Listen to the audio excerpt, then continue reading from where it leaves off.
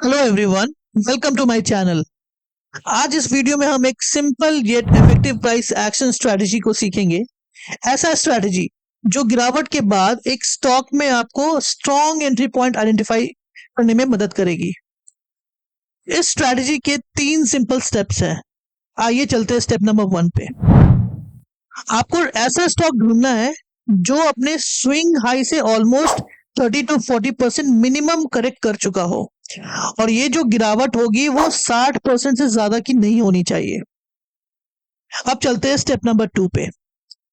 आपको ये देखना है कि गिरावट के बाद उस स्टॉक में एक साइडवेज प्राइस मूवमेंट ऐसा कुछ आपको दिखेगा, और इसको कंफर्म करने के लिए आपको सिर्फ एक रेक्टेंगल ड्रॉ करना है उस साइडवेज एरिया के हाई और लो को मार्क करते हुए। और आप देखोगे कि वो जो प्राइस एक्शन या साइडवेज मूवमेंट हो रहा है कंप्लीटली फिट कर जाता है रेक्टेंगल के अंदर में। अब आइए चलते हैं स्टेप नंबर 3 पे, जो कि काफी इंपॉर्टेंट स्टेप है।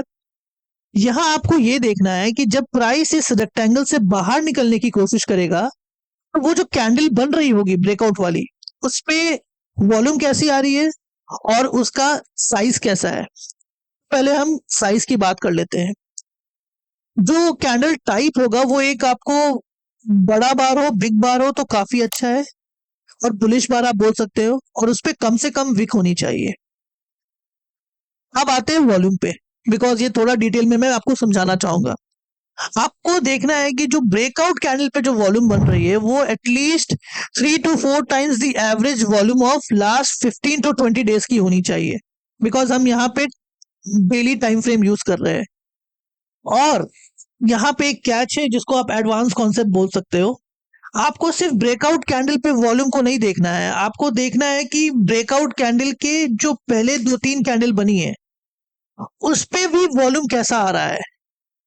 बिकॉज अगर ब्रेकआउट कैंडल के पहले जो 3 कैंडल है उस पे भी वॉल्यूम कंटिन्यूअसली बढ़ रहा है तो ये एक बहुत ही पावरफुल कैंडिडेट बन जाता है हमारे स्ट्रेटजी के अकॉर्डिंग। इसको मैं आपको अपने लाइव चार्ट पे समझाऊंगा तो ज्यादा क्लैरिटी आएगी। और तीसरा आपको ये देखना है कि ब्रेकआउट के बाद जो वॉल्यूम एक्टिविटी है वो कैसी हो रही है, बिकॉज ये जो ब्रेकआउट के बाद वाली वॉल्यूम एक्टिविटी की मैं बात कर रहा हूँ वो हमारे एंट्री एग्जिट क्राइटेरिया में बहुत हेल्प करेगी। तो आइए इस स्ट्रैटेजी को समझते हैं एक लाइव चार्ट के थ्रू, और मैं आपको लेके चलता हूँ। तो आप अगर देखोगे तो ये चार्ट है एसबीआई का, और मैंने टाइम फ्रेम को यहाँ पे डेली सेलेक्ट कर रखा है। वीडियो ज्यादा लंबी ना हो जाए इसके लिए मैंने ऑलरेडी कुछ एरियाज मार्क कर रखे हैं जहां मैं आपको ले चलता हूं, और हम डिस्कस करते हैं इस स्ट्रैटेजी को। अब हमने क्या बात करा था, पहला हमने ये बोला कि हमें ये देखना है कि एक स्टॉक अपने स्विंग हाई से कम 30 to 40% करेक्ट करना चाहिए। तो अगर आप यहाँ देखोगे तो ऑलमोस्ट 43% करेक्शन है। ओके, तो नंबर 1 हमारा जो क्राइटेरिया है वो फुलफिल हो रहा है। अब सेकेंड हमने क्या बात करा कि स्टॉक में एक साइडवेज मूवमेंट दिखना चाहिए। अब आप देखो स्टॉक एक ही रेंज में साइडवेज घूम रहा है, और इसको डबल कंफर्म करने के लिए हमने क्या बोला, एक ट्रायंगल इसके ऊपर रेक्टेंगल सॉरी ड्रॉ कर लेंगे। जो भी एक लो पॉइंट होगा और हाई पॉइंट होगा उसके बीच में आप एक ऐसे ड्रॉ कर लेना। कोशिश करना कि 2 टच पॉइंट मिले तो और वैलिडिटी उसकी बढ़ जाती है पर्टिकुलर पैटर्न की। और उसके बाद आपको क्लियर कट दिख रहा है कि एक रेक्टेंगल पैटर्न बोलो या फिर एक साइडवेज मूवमेंट वैलिड है हमारा। अब तीसरा स्टेप, उसमें हमें क्या देखना था कि ब्रेकआउट कैंडल पे वॉल्यूम कैसी आती है और कैंडल कैसा बन रहा है।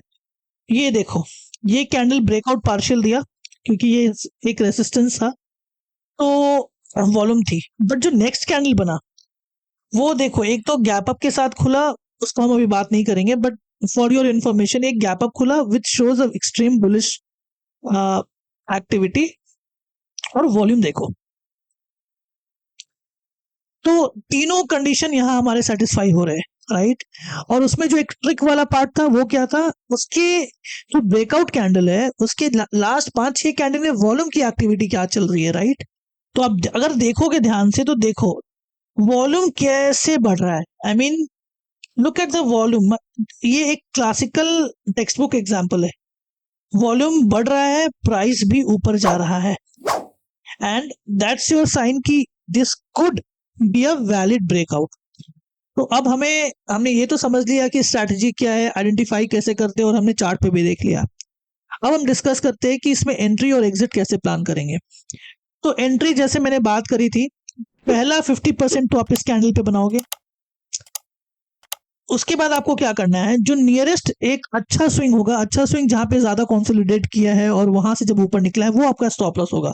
तो देखोगे तो यहाँ पे सबसे ज्यादा कंसोलिडेट किया है, तो स्टॉप लॉस आपका इसके आसपास होगा, और आप इसको 50% एंट्री यहां ले लोगे।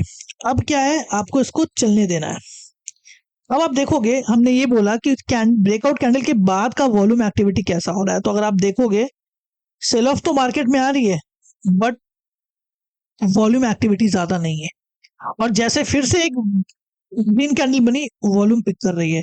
तो आपको क्या करना है, सेकेंड एंट्री, अगर ऐसा कुछ पैटर्न मिले जहां पे आपने एंट्री ली थी उसके ऊपर क्लोजिंग आ जाता है, you take another entry there. तो आपका सेकेंड एंट्री समवेयर यहां हो जाएगा, और स्टॉप लॉस आपका डिफाइन हो गया। अब आपका एवरेज प्राइस समवेयर इसके बीच में हो जाएगा, और आप इसको मिनिमम 1:2 रिस्क रिवार्ड के लिए ट्रेड करोगे, मिनिमम। आई मीन ये हमारा एक रूल है कि 1:2 से कम अगर कोई भी पैटर्न दे रहा है, हम उसको ट्रेड नहीं करेंगे। और इस पैटर्न में 1:2 एवरेज मिलता है आपको। अभी आपको 1:6 मिल जाएगा, 1:7 भी मिल जाएगा, बट 1:2 मिनिमम आपको मिलेगा। ठीक है, अब आप देखो, जैसे 1:2 का हमने यहाँ लगा दिया, और हम इसको चार्ट पे आगे जाके देखते हैं क्या हुआ। ये देखो, 1:2 आपका मिनिमम ये अचीव कर दिया, और आपका स्टॉप लॉस पे हिट नहीं हुआ, जो कि आपका यहाँ था। तो आइए एक और एग्जांपल से मैं आपको इसको एक्सप्लेन करता हूं, सो दैट ये कॉन्सेप्ट क्लियर हो जाए, और उसके बाद इस वीडियो को हम रैप अप करेंगे। ये लेट मी जस्ट एक बार मैं डिलीट कर दूं। ये देखिए, सेकेंड एरिया मैंने मार्क करके रखा है। अब आप फिर से हम क्या करेंगे, step number 1, figure out fall of minimum 30 to 40%। अगर आप देखोगे तो 35% का फॉल है स्विंग हाई से। स्टेप नंबर 2 क्या था हमारा, साइडवेज मूवमेंट हो रहा है कि नहीं, और उसके ऊपर एक रेक्टेंगल ड्रॉ करके देख लेना है कि रेक्टेंगुलर शेप ले रहा है कि नहीं। और यहाँ दोनों चीज हो रहा है, गिरने के बाद साइडवेज भी गया और रेक्टेंगल के अंदर भी आ रहा है। हमारा वो क्राइटेरिया फुलफिल हो गया। तीसरा क्या हमें देखना था कि वो ब्रेकआउट पे जो कैंडल आ रही है, वो कैंडल का जो बॉडी होना चाहिए, मेजर ग्रीन होना चाहिए, एक बुलिश कैंडल काफी होना चाहिए, और वॉल्यूम काफी हाई। दोनों जस्टिफिकेशन आ रहा है यहाँ पे। और हमने ये भी बात करा था कि उसके पहले के 4-5 कैंडल में वॉल्यूम की एक्टिविटी क्या हो रही है, उसको ध्यान से देखना है। तो आप देखोगे, यहां से वॉल्यूम, मैं थोड़ा इधर कर देता हूं, यहां से वॉल्यूम ऊपर की तरफ जा रहा है, और ब्रेक ओवरऑल ट्रेंड आपको अप का दिखेगा, ये देखो, राइट। इनफैक्ट तो ये भी दिखा रहा है कि बाइंग नीचे से शुरू हुई है और ब्रेकआउट तक गई है, सस्टेन कर रही है। अब हमने ये भी बोला था कि ब्रेकआउट के बाद हमें क्या लेना है, तो ब्रेकआउट के बाद हमने बोला था कि वॉल्यूम एक्टिविटी देखना है। तो देखो, वो फिर से साइडवेज हो गया, लेकिन वॉल्यूम काफी कम था। मतलब यहाँ पे कोई फेक ब्रेकआउट वाला सिनारियो नहीं लग रहा है, ऐसा लग रहा है कि ये सस्टेन भी कर रहा है। और ध्यान से देखना, जैसे इस कैंडल के हाई के निकल रहा है, तो वहां देखो क्या हो रहा है, look at the volume again.